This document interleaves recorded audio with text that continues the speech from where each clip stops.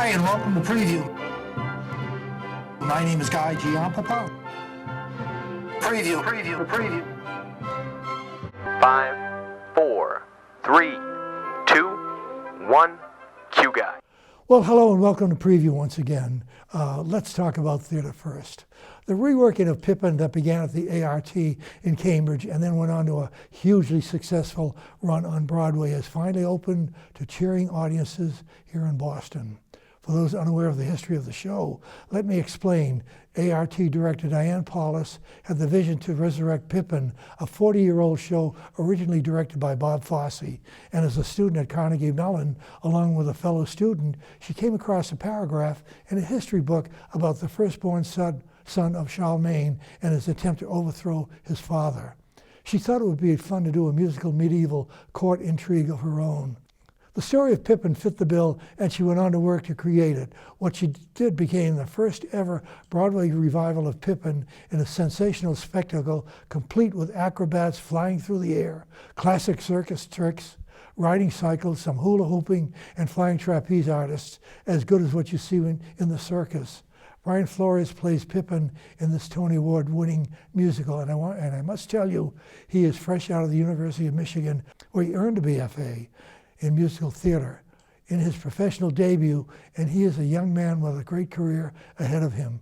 I don't recall ever seeing a show with all the spectacle and pizzazz as seen in Pippin. It's like going to the circus with a storyline. Well, An American in Paris, the most awarded musical show of 2015 and winner of 4 Tony Awards, will open its national tour with a 2-week engagement at the Wang Theater in Boston, October 25th and running through September 5th. Inspired by Academy Award-winning film An American in Paris, is a romantic story about an American soldier, a mysterious French girl, in an indomitable European city, each yearning for a new beginning in the aftermath of war. According to producer Stu Oken, City Performing Arts Center has been a big supporter of this project from the beginning, and we know the people of Boston are going to fall in love with this show. The score of An American in Paris includes the songs I Got Rhythm, Liza, It's Wonderful, But Not For Me, I'll Build a Stairway to the Stars, and orchestral music, including Concert in F, Second Prelude, Second Rhapsody, Cuban Overture, and American in Paris. So there you have it, An American in Paris at the Wang Theater in October. And if Gene Kelly was with us today, he would be thrilled. Now for the fun part of our show, we talk to our guest, and our guest today is Tom Grenon, and I'd like to welcome you to our show, Tom. Thank you, Guy. Thanks for having me. Well, you're quite welcome. I'm glad that Fran Weinberg called me. Right. If she hadn't called me, you wouldn't be on the show, and we wouldn't have met. Exactly. So there. Well, you're an actor now, and I was reading your resume, and I see you've done a lot of Shakespeare.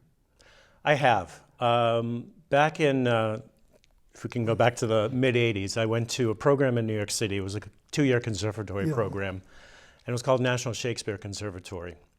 And I went down there, graduated from there, and they also had a repertory company that went national. So I spent 2 years with them, a classical bus and truck company, going from East Coast to West and everywhere in between. Really? With about 6, mostly Shakespeare, a couple of other shows, but it was a great experience. So that's the basis for my training. Yeah. It's really language-based, which has really helped in a lot of different ways. You always need that as an actor. Exactly. Right? Do you consider yourself a Shakespearean actor? I think it's like someone who does musical theater and really that's their primary thing, but I've done a lot of Shakespeare, but right now I'm focusing on doing more modern texts. Yeah. I have worked with Actors Shakespeare Project in Boston, yes, which is a really great company to work for. So I'm still doing it, and I love it. I enjoy it. Well, now you're doing art. I am.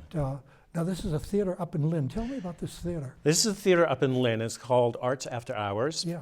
And it is located in downtown Lynn. They do 3 main stage productions during the year, and they also do a Shakespeare production in the summer. And Art by Yasmina Reza is the show that kicks off their 6th season. And we open March 4th. Right. And I was, a little concerned. I live in Stoughton, work in Boston for a lot of shows. And a lot of Boston actors have gone up to Lynn, and we kind of think, living on the South Shore, that the North Shore is very far away. True, I think that way too. Right. Yeah. And, I've been rehearsing since January 19th, and except for Boston traffic, it's not a bad commute at all. And Well, Lynn really isn't that far away. it's not. Yeah. Not. As you say, it's the traffic. It is the That's traffic. the bad thing. Right. Yeah. Coming home is always great. Well, of course, it's later in the evening. Right. Yeah. Well, this play, Art, when Fran told me about it, I said, Art. I know that play. That play. And Judd Hirsch came to mind. Right. I believe he was in a first national tour Okay. of that. I went on the computer just to confirm that, and yes, he did it in Boston. And I don't remember too much about the show. I know it's three gentlemen. Yep. He is one of three. Yep. So And he has a scene in that show that goes for, I don't know how long. Is it 5 minutes or 10 minutes? It goes on for a long time. there is. I'm not sure which character he played. The show's about 90 minutes. Yeah. It doesn't have an intermission, and it is three men, three actors. And the character I play, Yvonne, has a monologue which is about 3 pages long. That's it. Then you Yeah. have the Judd Hirsch part. Yeah. I remember that distinctly, and the applause that he got when that was over. And I'm sure you're going to get the same. It's a challenge. It really and truly It is a challenge. And How do you remember it? it's the first thing I went to memorize, because I think you just need to forget about the words and just do it. Yeah. So last night was our first night in the theater, and doing a run through without scripts, so that's always interesting. But yeah, it's a 3-page monologue, which is definitely a challenge. Yeah. But it's funny. I read the Yes, show, and you could tell by reading it, it's really a very good script. But then when we sat down with Fran, the director, and the other 2 actors, Anthony Mullen and Jason Myatt, and a few other people on the production, and we heard it out loud, it is hysterically funny. It really is a funny play. And it takes a turn, Yeah. and it gets a little serious. So it's got a lot for everyone. Well, knowing Judd Hirsch, who is generally a serious actor, Right. but to come out with humor with him, it's hilarious. Yeah. It really is so funny. I remember talking to him after the play. We did an interview with him, and he said he thoroughly enjoyed it. Yeah. He loved every moment of it. It's funny. It's one of those things at theater that you remember. Yeah. There are certain things in certain plays that you will always remember, and that's one of them. Yeah, so it'll be interesting performing this monologue. Yeah. Well, when Fran sent me some material on it, and I read it over, I must have read it 5 times, because I said, I know something about this. I know something. Right. And then when Judd Hirsch's name came to mind, I went on the computer, and that just confirmed the whole thing. So the storyline or the plot is that one character buys a minimalist contemporary piece of art, Yeah. very large piece of art, and it's white with a white background.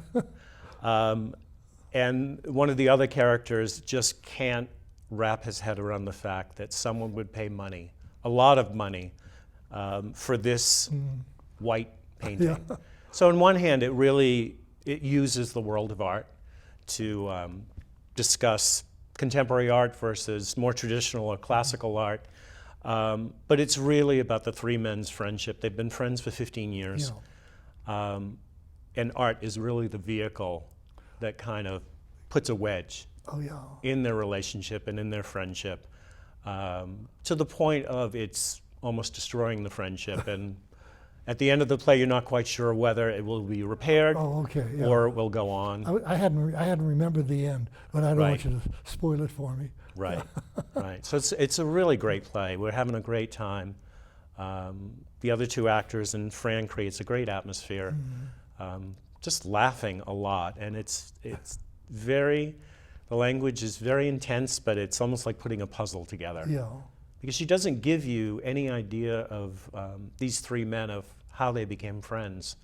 So we spent a lot of time of really trying to put the puzzle together of how did these people become friends. Well, that's the key for the audience. Yeah, to keep, and to believe keep it. them, keep them interested in it. Right. Yeah. How did you get the part? What did you have to do for it? You know, I saw the audition, and I saw that it was in Lynn, and I kind of put it aside. And then I got an email from Thomas Martin, who's the artistic director, saying that Fran had seen my work and wanted me to consider auditioning. So I went, I auditioned, read the play. We were to prepare 2 pieces. The auditions were in Boston, went in, and then they had callbacks a couple of weeks later. And it was a 3-character play, and probably about maybe 7 or 8 actors came. Yeah. And the 3 of us who are cast now spent probably about an hour and a half together, which may not seem like a long time, but if you consider a job interview, Yes, yeah. it is a long time. And they kept switching roles on us and seeing how we would play against each other. We really didn't know what role we were being considered for. And I think when we left, we didn't know. But I think we had an idea that we were cast. It must have been kind of mind-boggling. It was, I mean, you it was weren't actually a sure. really good audition process. Really? And you know, I think by that time you knew you were being considered, but because they kept juggling it around, we weren't quite sure how it would end up. Yeah. And then a couple of weeks later, we heard, you know, we were offered the parts and went in on January 19th to start rehearsing it. Not bad. So it was actually a good rehearsal, a good audition process. How long have you been an actor? Well, I started out of college, high school, college. I went down to New York City, and then I found out I really didn't like to audition. And that's really not a good thing for an actor to realize. You've got to love it. And I was in New York, and I decided that it wasn't the right thing at the right time, and there were probably thousands of people who wanted it more than I did. Moved back to New England after a few more years in New York, and did different things, raised a family, and probably about 4 years ago, I just decided I needed to get back in. Okay. And I saw an audition notice over in Mansfield at Mansfield Music and Art Society. I've seen some of that their shows. Ken Butler runs. Yeah. And I went. It was a 90-minute Shakespeare. I figured, well, let's see if I can still do it. And I did a few shows with them. And then I got involved with a group called Bay Colony Shakespeare.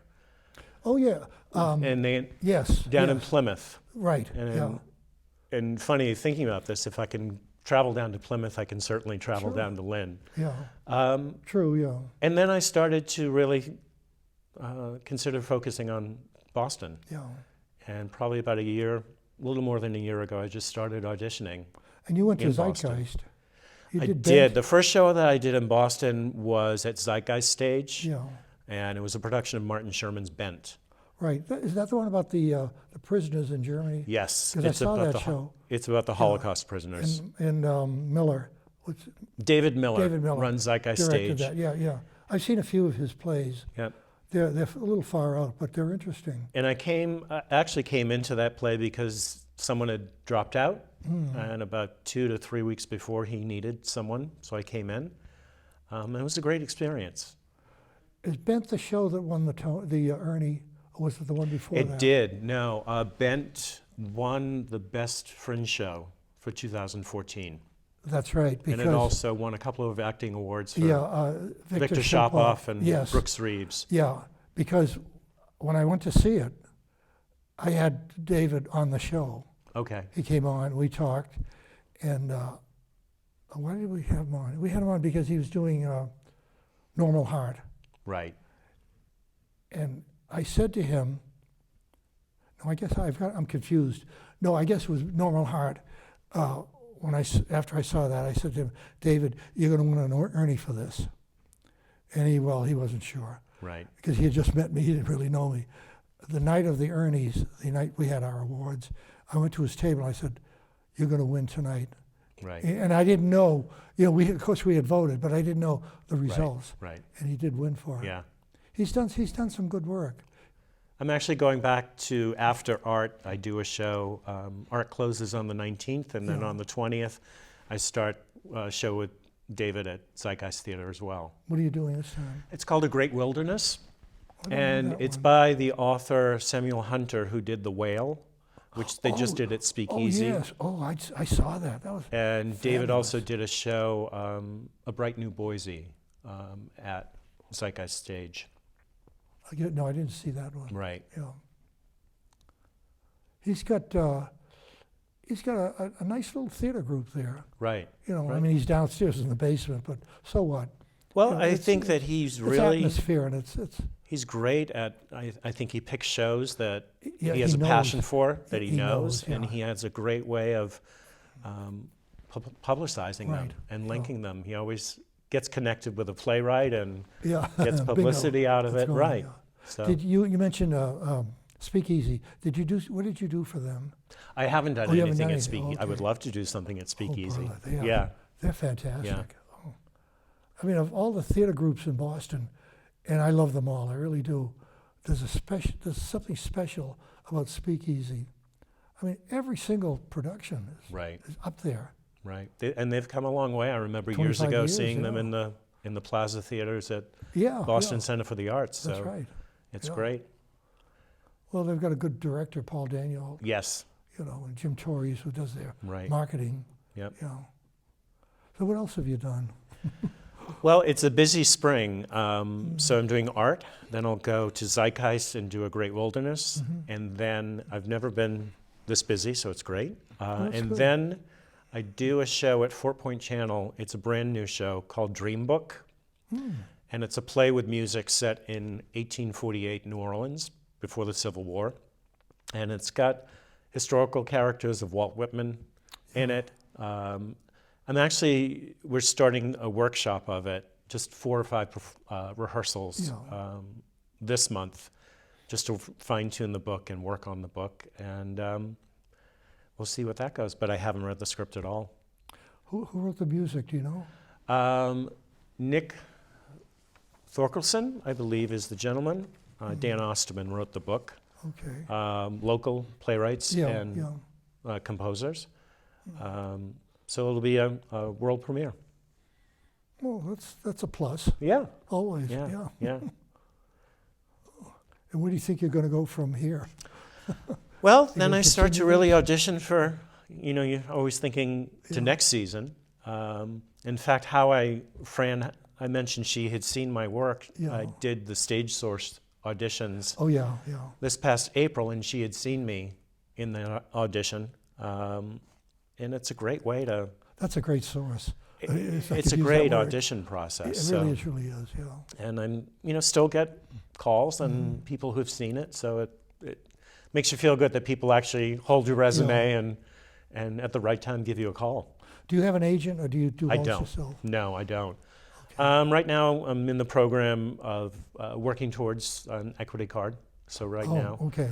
non-union, Yeah. which is, I'm okay with that, because I think once you enter the pool of equity actors, it's a very different pool It really to work truly in. is. It really is. Yeah. I mean, there are a lot of actors who are not equity players, but are excellent. Right. But then when you run down the list and you look, there is a difference between the non-equity and the equity player. Right. You know. And then I've worked with some great people just in the past year and a half in Boston, and Yeah. and for this production in Lynn, it's really, we're having a great time, and the other 2 gentlemen are really fantastic to work with. So it's good. Do you get nervous when you start a new production? Sure, sure. I mean, it's like walking into a new job. Yeah. You don't know the people other than maybe True, meeting them at an audition. You don't know the director. Sometimes you may know their work. So you take a little bit of a chance, and You have to. It's survival. right, Really. right. But it's working out really well. Yeah. Fran's great to work with. Do you have contacts with the larger theaters, let's say Huntington and? Well, I mean, my goal really is to work into more mid-sized theaters. Yeah. You know, would love to. I consider Actors Shakespeare, though they don't have a home theater, they do perform in many different venues. They're considered a mid-sized theater in Boston, but you know, Lyric, Speakeasy. Everyone would love to work at Huntington, sure. Yeah, yeah. But I think right now, for me, you know, a year and a half of just getting into the Boston market, it's about networking, and it is about auditioning. It's a procedure that you and have to meeting go through. people. And Yeah. I found a great way to do that is I've done a number of stage readings. I just did one at Northeastern. It was a play done for Holocaust Awareness Week, which was directed by Paula Plum. Oh, really? So kind of really went in and auditioned there, and just a great way to start working with Paula. And it's a great way to meet people, new directors, get things up fast. Do you think you profit when you meet an established actor or work with an established actor? Does that help your career? I think it's a yes and no. It doesn't necessarily mean that work may come from it. Yeah. But I think because everyone knows each other, yeah, and it is a small town, Yeah, it's relatively almost speaking. like your family. in And a someone sense. says, oh yeah, I know that person, Yeah. or I worked with that person. And I think people do ask people. Yeah. You know, if someone is not a name that they know, and they may see on your resume you've worked with, you know, David Miller at Zeitgeist Theater, Right. Yeah. or Actors Shakespeare, they'll call someone that they know, and hopefully it's a good reference. One of the best performances in the past year, or best times in a stage reading, I went up to Gloucester stage, Oh, yeah. and it was a reading of Pinter's The Birthday Party, and with Lindsay Krause. And it was just we came in at 2:00 that afternoon, you know, read the script. A woman named Courtney O'Connor, who's a Boston director, directed the reading. And you took a dinner break and you did the play, and it was, you know, about 130 people came, and it was just a really great night in the theater of just reading a play at music stands with some really great actors. That's always so comforting. Yeah. When you're associated with people like that.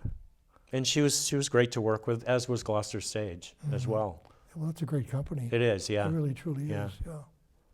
So that's my goal, is to really, you know, keep networking, keep auditioning. I have to say, auditioning now at the age I'm at versus auditioning when I didn't like it, it's a very different ball game. Yeah.